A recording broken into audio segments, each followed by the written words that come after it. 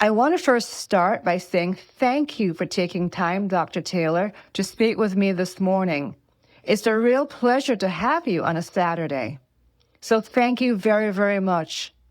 The conversation that I would like to have today has to do with AI and AI in the interview process and the workplace and where we're going with that. And before we begin, I just want to ask you a little bit about yourself and what exactly is your role as an executive coach? What does this entail, especially in this uncertain market that we're in? Candace, thank you so much for interviewing me today. I actually go by the title career and executive coach. And most of my work is actually in the career coaching realm. And I would include executive coach in here because I support people and helping them to get to their next level. I mean, throughout this entire year, most of my focus, and I'm actually working on a book now, has been helping people pivot. And so generally as a career coach, most of what I do is focused on helping people with building a career brand. That's resume writing, LinkedIn, interview prep. But I also do a lot of mindset work because if you come to any of my workshops before, I talk a lot about mindset, and because I feel like that is a big bulk of what you're up against when you're in a tough job market. When I work with executives, it's again, they're usually in that pivot space, but I work with clients from all backgrounds, all career levels, but it all kind of crosses over to each other. I'm either helping someone in that middle management space prepare for that executive level type of role, or if it's, working directly with executives. A lot of times those people are, when I talk about pivot, they're either looking for that next level role or they're trying to package up. They want to package up their expertise and their experience and transition into either coaching or consulting. And so I work in that space. Now, a lot of people, as you're saying, going through the interview process, and I had applied for a job recently with a company in California, company that was started by 3 college dropouts and who were doing very, very well for themselves. I submitted my resume online late at night, and I thought, well, that's just going to be the end of it. I'm going to turn in, and maybe I'll hear from them, and maybe I won't. And then to my surprise, I get a prompt asking me if I want to do the interview now. And first I thought, well, this must be some kind of joke. Somebody must be trying to break into my computer. But it really was not a joke. It was an interview, but it was not by a human. It was by an AI bot. And to tell you that I was a little surprised would be an understatement. I found it a little unnerving, but I just wanted to get your reaction to this AI interview. So AI it's a common part of our life, and I think we're going to have to adapt, right? So I'm not really surprised that AI is being used in the pre-screening process. It's going to be more and more super popular. You know what's going to happen? We're going to go through this whole thing until it gets to a peak, and then we'll probably transition back to some form of that human one-on-one contact. But I can tell you, before the rise of AI, you might have seen this experiences too. I remember doing an interview for a job about 6 or 7 years ago. And what part of the pre-screening process was a video interview. And it was kind of, and I prepared clients for that, because what'll happen is you'll come to that interview and you'll be asked a series of questions and you're recording yourself. So this is kind of like that pre-person. You're recording yourself, but questions will pop up on the screen and you have about 2 minutes to answer those questions. And then that would be used in the pre-screening process. So with the rise of AI, I'm not surprised at all that you're going to be interviewed by a bot. And I can give some tips on what that process looks like, because if you think about it, when we talk about, I've done a lot of work around resume submissions and ATS compliant resumes. And so when you're kind of speaking to those bots, you want to still make sure that you're doing things like mirroring the job description. You want to say those keywords. You still want to share examples. So we can go into that. But that's not surprising at all, because companies are using those as kind of like a pre-screener. And think about it. You apply for a job in the company is based out of California. So we're here on the East Coast, and there's a flexibility in that because it allows for them to kind of move the interview process along quicker, because you can interview, they can give you a deadline and you can just say, okay, I can interview when I'm ready at my convenience, but you don't have to schedule a time with a recruiter for that pre-screening. So there's kind of an advantage there. I just think the shock and awe is is that we have moved this technology along so quickly that now companies are kind of institutionalizing this as a process. But is there a concern that there will be bias in the algorithm? It could be. I think that could be any natural person's concern, but you don't know. I think that when it comes to just interviewing in general, even with a human, there could be that concern. Oh, my name sounds a certain way, or this upfront video is not a phone screening. Maybe I'm showing my face, and then there could be ageism, there could be racism. I mean, those things have always existed. So the best way to navigate that process is like you would any other interview processes, is you really understand what those AI bots are looking for, which is, again, for you to speak to that job description, you need to have tight, structured answers. You need to be able to articulate yourself, say those keywords are like, you still do your best in the interview. My stance on this stuff has not changed, Candace. There's always the possibility of anything. I think people's greatest concern about AI in general is AI stealing your job, period. That the job is totally replaces AI. In this particular instance, AI is being used as a tool. So it's just about adjusting to that tool. Is there a possibility that some bias could exist? There's been instances with even when we talk about writing an ATS compliant resume or just submitting your job just because of the way somebody's name is spelled or pronounced, or you list too many dates on the resume, that could lead to bias. So you might be dealing with those same things, and then just because it's AI, it might get you might get weeded out fast. So what I'm saying is that the potential for bias is always existing, whether you're dealing with a submission of a resume or you're dealing with this new technology. But you, as someone who's in the job market, still have to press on and just apply for the job and take a shot, because you miss all of the chances and the shots that you don't take. So some of the people's concerns, you're saying, revolve around the loss of the human capital. So this is kind of what my commentary on this type of middleman process, right, that AI is being used for. Because right now, in this instance where you answered the questions that you had an AI, it's no different from how I did those video interviews a few years ago. It's a different style. In that case, it's being used as a tool. So in those instances, again, we are still focusing on making sure we are answering these questions, mirroring the job descriptions. We're saying the keywords, that we are making sure that because we're paying attention to the body language, the audio, all those things, that we're professional. You still need to practice for like it's a mock interview. But most of my concern, the concern of my clients has not been the actual interviews with AI or video, because we can prep for that. It is just in general, is AI going to actually replace my job? That's been the biggest bulk of the concern. Because I see that a lot of companies have started to lay off people. I read about Amazon laying off thousands of people. Meta's doing the same thing. I believe Target as well, as we move to more of a society where there's more automation. So again, the question becomes, what happens to the human in all of this? Absolutely. So I was in a training the other day, and again, we go through cycles. So this is kind of to be expected. In times when you see where there's an emergence of new technology, I think that one of the things we have to remember is that this is not 50 or 60 years ago where you go and get a job in a plant and you can expect to be there for 30 years. Those days are over.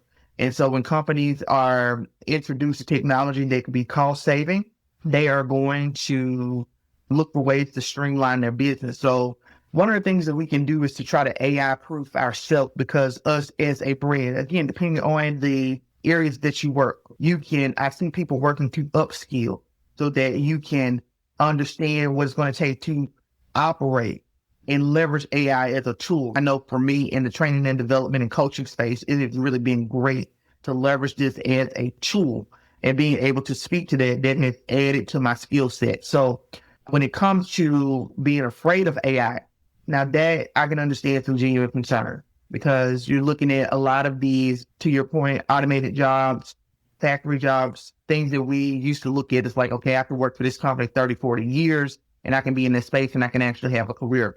But AI is not going to be able to replace some key skills like emotional intelligence, authentic communication. It's not going to be able to replace critical thinking and ethical judgment. because it's just a tool. So there are some human factors there. It's not going to replace creativity and innovation. That's why we, in the spaces that we're in, we have to learn to leverage it as a tool, because what happens in those instances, and it's the same thing that I'm telling you, even with regards to the AI interview, everything will hit a peak. So this is just my educated guess on what happened. We go through this period, and I'm talking about that human contact, even in the interview process. We go through this period of, right, we have this new and emerging technology. And so you get a bunch of, AI is being used to screen for the interview process. And then somebody will say, we're missing that human connection.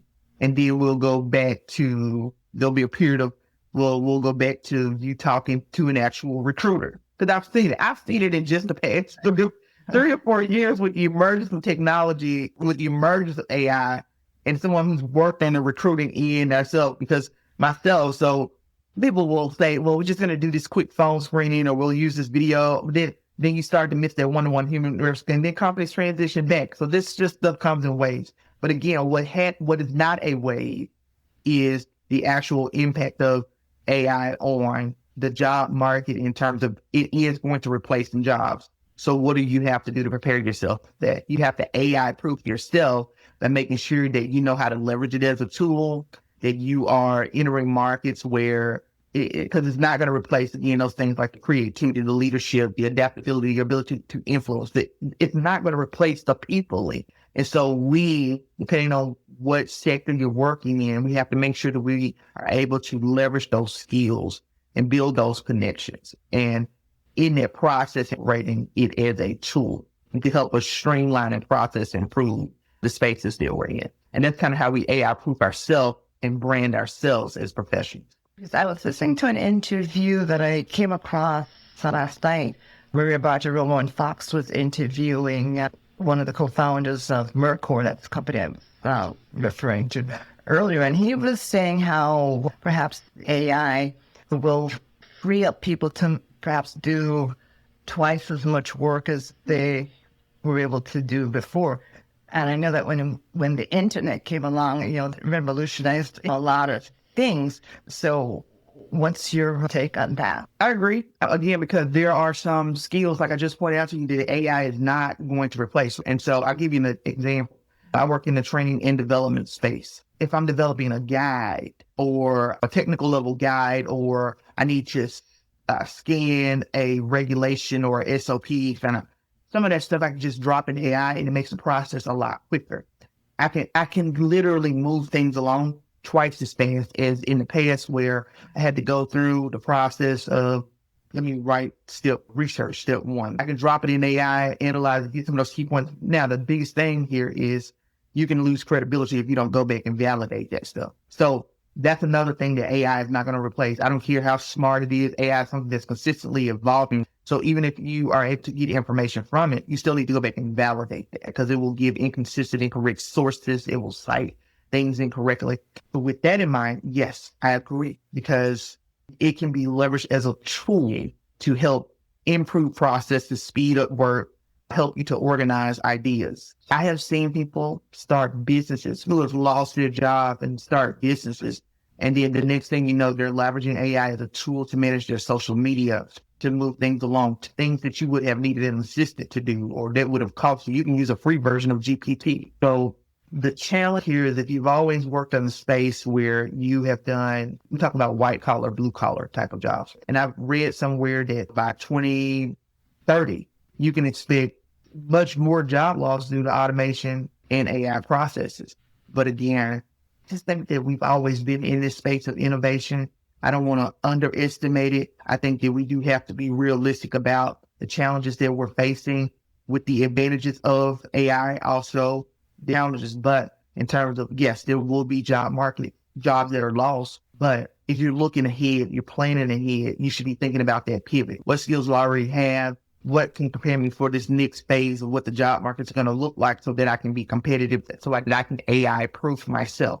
I know what I bring to the table. There's some things that AI is not going. They're going to try.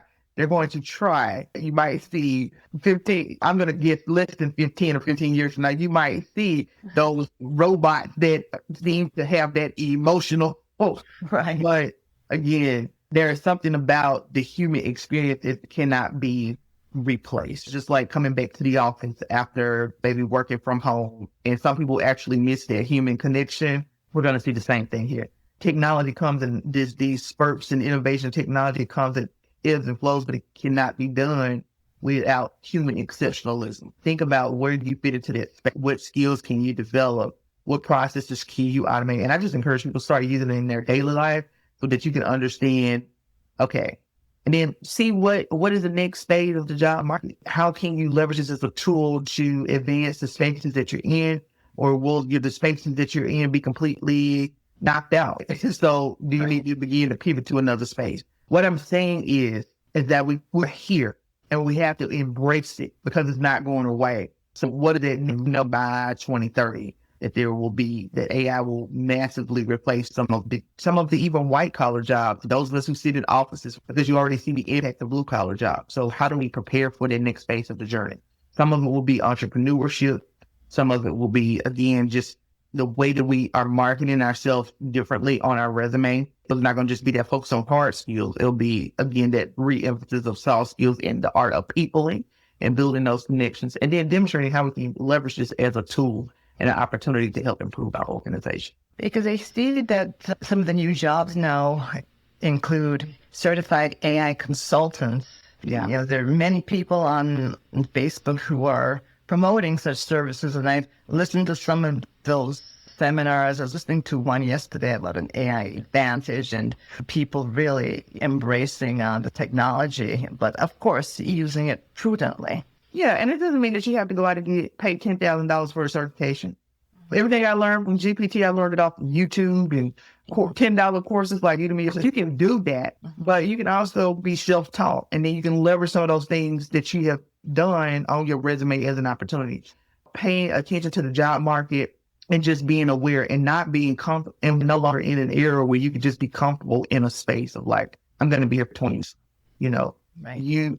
This generation versus generation, because I was part of the generation, like you get a job, you graduate college, you get a job, you stay there. I was expected to be a school teacher for 20 years, 30 years. I should probably be on like my 25th year of teaching elementary school, but I had some opportunities over the years. A lot of the transition, because it depends on the demand of the market. Like I'm saying now, working in the training and development, leadership development space. I wasn't thinking about that 20 years ago. I was just going to be focused on being a teacher. Right. So we shift and change with the times and what the demands are. Things that we're seeing that are obsolete today, believe it or not, in a few years, they'll be back. Right. Some of those things will be back. It's kind of like bill bottoms. So, All right. right. I also don't want to overlook that just because you have all of these advances in technology, that there is still going to be a need for the experience and expertise of those of us who have been in this space. Because I get a lot of questions again around, well, I'm older. Listen, that expertise that you have of the years of navigating in this space, if you are doing it now, you still need to do things to upskill, still need to be making sure that you understand the where, but there is just a level of experience and expertise that even with this generation that's coming or evolving, and they know how to use AI, they might have those technical skills, but they don't necessarily have those people skills. They don't necessarily know certain processes to navigate in an organization. So if you combine that experience and wisdom with somebody who's coming in that kind of like, okay, fresh behind the ears, they had the AI skills, you'll be able to identify gaps in your organization and work together as a team to improve that. Because that person who has the experience knows the red tape, they know the political dynamics, they know how to turn down. And so we cannot overlook that. That's still very much valuable. And just using AI a lot more now for your role. Yeah, I definitely use it as a tool. So if I'm scanning documents, if I'm looking, what is a way that I can say, think about this. I look at a lot of technical manual type of stuff. So what can I use this? How can I communicate this? If the average person is reading on the 8th grade level, then I might drop that in there to say, convert this to 8th and 9th grade level, or make this more personable. Whereas a lot of this stuff I used to manually translate it. And so it has made the process for me a lot easier to move things along. I can get things done quicker. But it doesn't replace my intellect. It doesn't replace the things that I know that are needed to be able to move projects along. But it does help with those nuances of managing day-to-day things and helping us speed up timelines. Is there anything else that you'd like to add, Dr. Taylor? So I just want to add this. Again, we've talked a lot about what this process looks like from an interview standpoint. You're going to just be prepared. It won't be uncommon. Sometimes even if you apply for a job on something like Indeed, you'll get a request to, do you want to do a video interview? So you might get interviewed by a bot. You know what? I was going to pick up a part-time job. And I mean, I'm getting constantly the same thing. Do you want to be interviewed?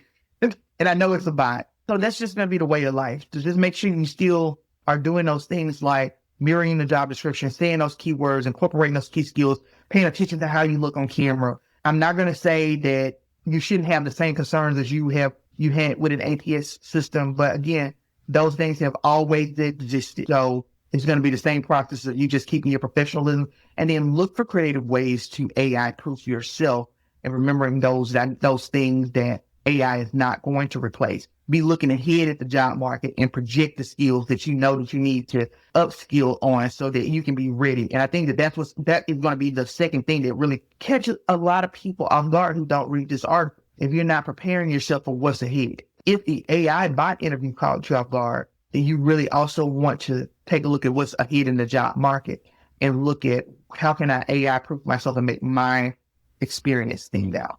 And for those who say, well, it's just ethical using a bot to interview somebody in place of a person. Part of the process. It's not unethical because it's just a pre-screening tool.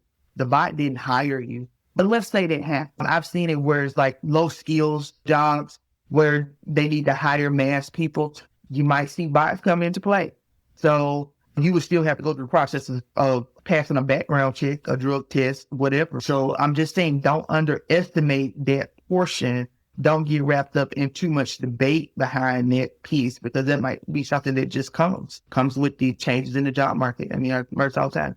Think about the heart attack people felt the first time they had to apply for a job online. Think about that. And it's like, what is this internet thing? You went from submitting an application in person to having to apply for it online. And then you hear somebody talking about applicant tracking systems. Like, what is that? Some people were applying online and still didn't even know what an applicant tracking system is. So that's okay. But I just think about that transition. That probably blew folks' mind. When I opened my business 10 years ago, I remember having people, and I was doing recruiting, and that's people were literally mailing their resumes to my P.O. box. And you could apply online for what some of the roles I was looking for. So everything is transition. Don't be scared. Just embrace and educate yourself.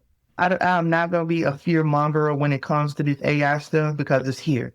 It's the best advice I give folks is just embrace it and figure out how to use and how to pivot, how to leverage it. Thank you. All right. Thank you. You have a wonderful morning. You too. Bye-bye.